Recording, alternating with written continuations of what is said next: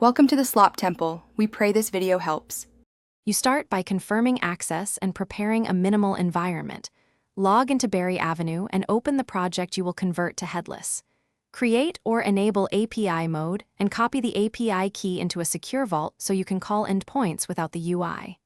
Next, map the dataset fields you need, content types, slugs, and permissions, so you have a clear payload shape. Once done, you're ready to craft the first API call and validate a simple GET that returns JSON.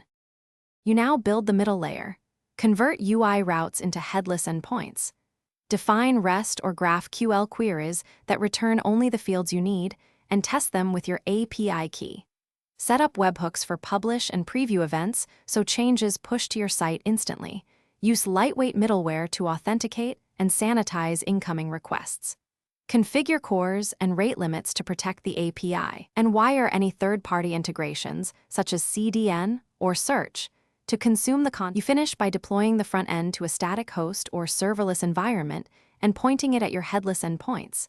Connect a CDN and enable edge caching for fast delivery. Test preview workflows to ensure editors see changes before publish. Monitor logs and metrics to catch errors early, and verify that auth, CORS, and schema names match between Berry Avenue and your client. If something breaks, recheck the API key, CORS origins, and exact field names as the single most common fix. Thanks for watching. Consider subscribing if we helped you.